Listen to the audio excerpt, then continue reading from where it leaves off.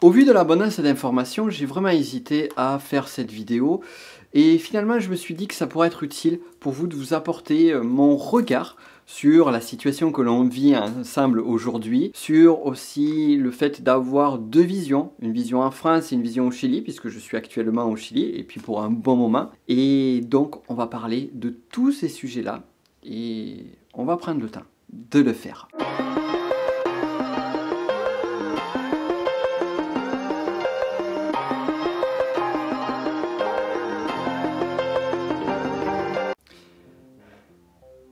Alors avant toute chose, je tiens à vous dire que, bon, on est sur ce sujet de la pandémie, de ce que l'on vit tous de façon mondiale actuellement. Mais initialement, j'aurais espéré parler d'un autre sujet, puisque aujourd'hui, jour pour jour, sort mon nouveau livre, le petit livre de l'énéagramme. Donc vous retrouverez le lien dans la description si ce livre vous intéresse, qui est édité chez First Edition. Finalement, je ne vais pas vous recommander, comme vous doutez, et puis ça va être compliqué d'aller chez la Fnac ou à la Cultura du coin. Vous le retrouverez en format numérique si vous le souhaitez. Vous pourrez le faire livrer lorsque ce sera possible. Ce sujet étant dit, on va maintenant venir sur le sujet du jour de cette pandémie. Alors déjà, plaçons le contexte. Pour vous donner une idée, aujourd'hui je suis actuellement au Chili, tout particulièrement à Viña del Mar. Et avec ma compagne, nous sommes en quarantaine pour une simple et bonne raison, c'est que je viens d'un pays à risque qu'est la France.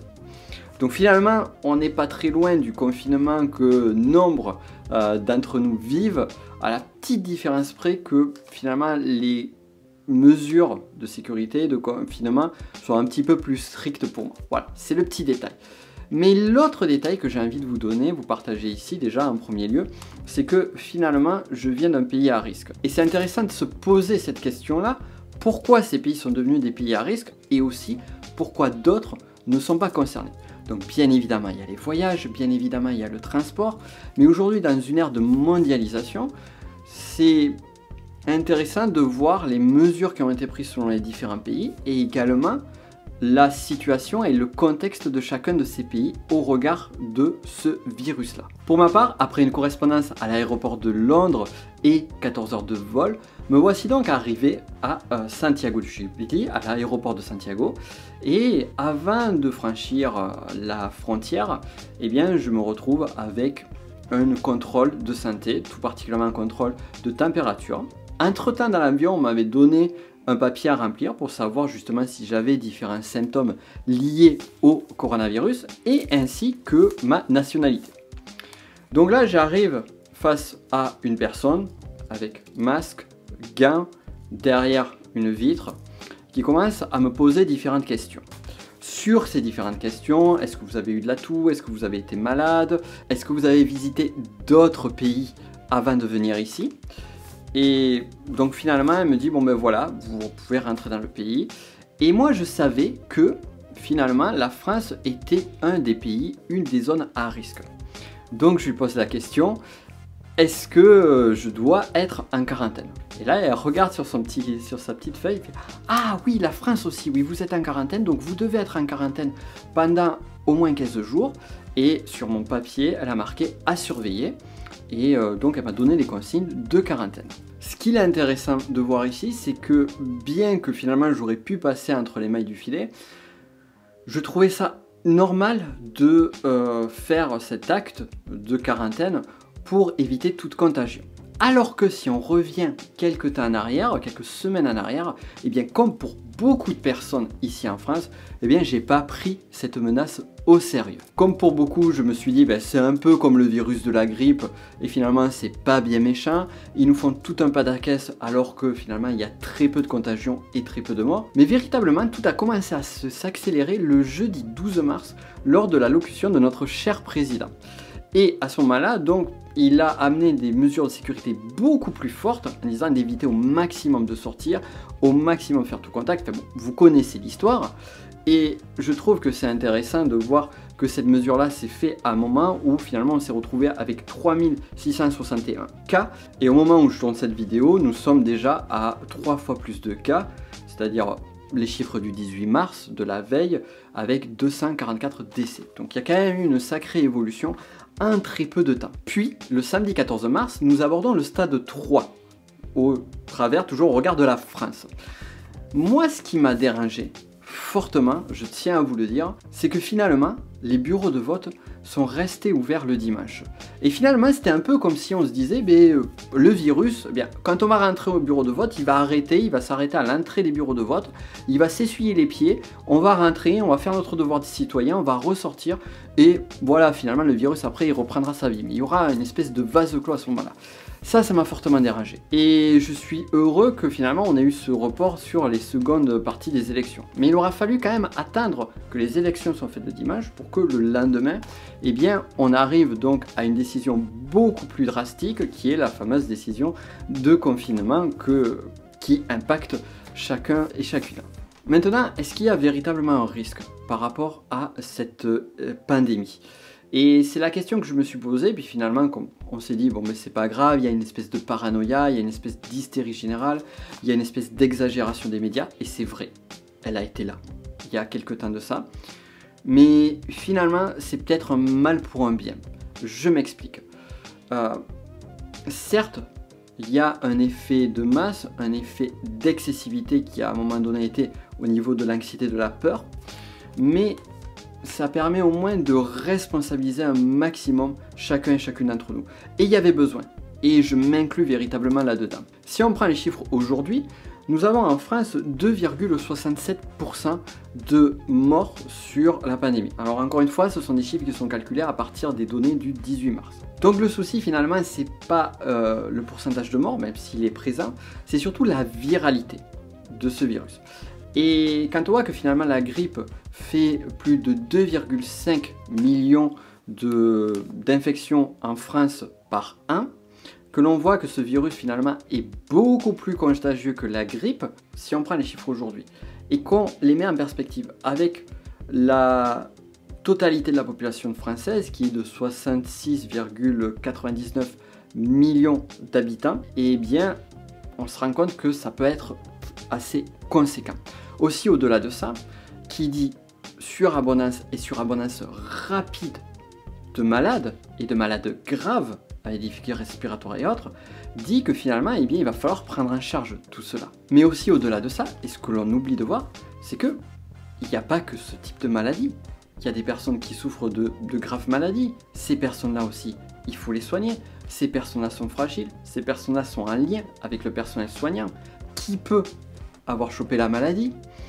Donc finalement, ça va fragiliser encore plus et ça peut accélérer des risques de décès de façon collatérale. Donc c'est pas tant le virus en lui-même qui est dangereux, mais c'est aussi tout ce côté collatéral. Et de mon modeste prisme, qui n'est pas le prisme d'un médecin, qui n'est pas le prisme de quelqu'un qui connaît le sujet ou autre, ou qui a une expertise là-dedans, moi c'est pas du tout mon domaine d'expertise, mais ce que je me dis c'est que je comprends pourquoi on a des mesures qui soient aussi drastiques au vu de la situation. Voilà. Maintenant, j'aimerais parler aussi du Chili parce que c'est intéressant aussi de voir comment ça se passe dans différents pays. Donc toujours pareil sur les chiffres du 18 mars. Nous sommes en France, nous avons 66,99 millions d'habitants comme je l'ai dit. Et au Chili, nous avons 18,05 millions d'habitants. Soit à peu près un peu plus d'un quart du nombre d'habitants en France. Nous avons donc en France 9134 cas. Et au Chili, nous sommes à 238 cas. Et donc 19 hospitalisations, 244 décès aujourd'hui en France pour 0 au Chili, heureusement. Ce qui est intéressant de voir, c'est que le gouvernement chilien est arrivé au stade 3 quasiment au même moment qu'est arrivée la France. Les frontières chiliennes ont été fermées le lendemain de la fermeture des frontières en France. Et moi, ce qui m'a frappé, c'est pas ça. Moi, ce qui m'a véritablement frappé, c'est que ici, on a invité la population, au vu du nombre de cas qui est quand même assez faible, 238 cas, on a invité la population à faire un confinement volontaire. Et ce que je constate, c'est que finalement, énormément de personnes ont choisi de faire ce confinement, alors qu'il n'y a pas d'amende comme ça se passe aujourd'hui en France, il n'y a pas de restrictions strictes. Non. Mais pourtant, il y a cette responsabilisation qui me surprend véritablement agréablement. Également aussi, il y a des élections qui doivent se faire à la fin du mois. Alors, l'enjeu est totalement différent en France, donc on ne va pas comparer avec des élections municipales. Comme vous le savez peut-être, il y a eu des manifestations qui ont été assez violentes au Chili ces derniers mois, qui ont continué beaucoup plus longtemps que ce que les médias ont pu le montrer, du moins en Europe. Et finalement, ça a amené à un choix. Donc, le pays devait voter, est-ce que l'on change les constitutions de notre pays ou pas? Et donc, cette élection devait se faire fin avril et elle a été reportée à une date ultérieure. Si je vous donne les chiffres ici, c'est pas pour faire une forme de moralisation ou quoi que ce soit, c'est juste pour donner d'autres informations et finalement que chacun puisse en tirer des idées, puisse en tirer des réflexions qui aillent un petit peu plus loin. Je trouve ça intéressant d'aller un petit peu plus loin, je trouve ça nécessaire aussi de voir d'autres paradigmes, de voir le prisme sous d'autres angles. Et à ce stade, la question que l'on pourrait se poser, c'est est-ce qu'on a réagi trop tard? Ça, de toute façon, l'avenir nous le dira. Dans tous les cas, je crois que ce qui est important, c'est pas de se dire qu'est-ce qu'on aurait pu faire, qu'est-ce que les gouvernements auraient pu faire, qu'est-ce qu'il aurait pu se passer, ou d'autres choses, mais plus de se dire aujourd'hui, quelle est ma part de responsabilité, qu'est-ce que je peux faire. Encore une fois, sans partir sur de la moralisation ou quoi que ce soit, c'est juste se dire, ok, aujourd'hui, finalement, on se rend compte que dans une civilisation, dans une époque où finalement tout est interconnecté, d'un point de vue du web, mais aussi d'un point de vue des connexions physiques avec les avions, avec les déplacements, avec la mondialisation et autres, eh bien, on est face à de nouveaux choix, on est face à de nouvelles difficultés. Et au regard de ça, qu'est-ce que je peux faire moi, justement, par rapport à ça? Non pas en tant qu'individu, dans le sens où je vais me dire, finalement, qu'est-ce que je risque? Je vais éviter les risques. Forcément, on le fait tous, on a tous un instinct de survie. Cet instinct de survie, il est là, il est fort. Et il peut nous faire parfois stresser plus que de mesure, mais c'est aussi pour préserver notre survie. Mais c'est plutôt de se dire que finalement, on a tendance à se dire avec ce virus, bon, finalement, c'est pas grave, c'est des gens qui étaient déjà malades, ou c'est des personnes âgées qui meurent de ce virus, des personnes qui sont en bonne santé. Non, rien. Mais finalement, même si on fait partie, moi je fais partie de ces personnes en bonne santé, peut-être que c'est votre cas aussi, c'est se dire, ok, est-ce qu'on n'a pas des personnes autour de nous qui sont âgées, qui sont malades, qui sont en situation de difficulté ou autre? Qu'est-ce qui arriverait si ces personnes étaient confrontées à ça? Et finalement, on regarde ça, prendre conscience que notre champ de responsabilité est peut-être un petit peu plus grand. Et de voir comment est-ce qu'on peut faire chacun à notre propre mesure les bonnes choses pour éviter d'accélérer les choses. Chacun, on est des grains de sable les uns et les autres, mais finalement, réunis, eh bien c'est là qu'on a cet impact-là. Et c'est pour ça finalement que, comme je l'expliquais précédemment dans la vidéo, donc actuellement on est en quarantaine avec ma compagne, mais finalement on est sur une quarantaine que l'on respecte vraiment à la lettre. Et finalement, on a le jardin à côté, on est dans une résidence, on pourrait sortir et autres. Et finalement, cette quarantaine, on ne la fait pas pour nous, on la fait plus pour éviter de propager un risque autour de nous. Voilà. Et encore une fois, c'est pas pour apporter une vision où genre on est mieux que les autres ou quoi que ceci, cela. Comme je vous l'ai dit en début de vidéo, moi-même, j'étais au départ parmi ces personnes qui disaient finalement c'est exagéré, ceci, cela, et donc finalement à pas avoir cette prise de conscience par rapport à ça. Et là aujourd'hui j'ai cette vision là et je voulais vous l'apporter au travers de cette vidéo. Alors j'ai pas parlé d'autres sujets, il y a ça parce qu'on a un sujet économique qui est super intéressant et aussi un autre sujet dont on a été déjà témoin, c'est les théories du complot et le conspirationnisme qui est lié autour de ce virus.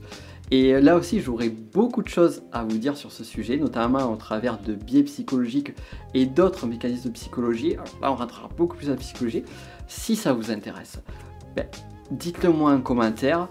Et si cette vidéo vous aura aidé, vous aura donné des pistes de réflexion ou pourrait apporter des pistes de réflexion autour de vous, tout simplement, partagez-la, faites un petit like ou échangez, dites-moi en commentaire quelle est votre situation aujourd'hui, comment ça se passe pour vous, et si justement à un moment donné, eh bien, vous étiez dans une situation où vous disiez bon voilà, c'est pas sérieux, et maintenant vous avez changé de vision par rapport à la situation. Je serais très curieux d'avoir votre retour d'expérience, puisque j'ai partagé le mien, donc à vous de le faire. Et puis quant à nous, on va se retrouver pour d'autres vidéos sur d'autres sujets. Je vous souhaite une excellente journée et à très vite. Ciao!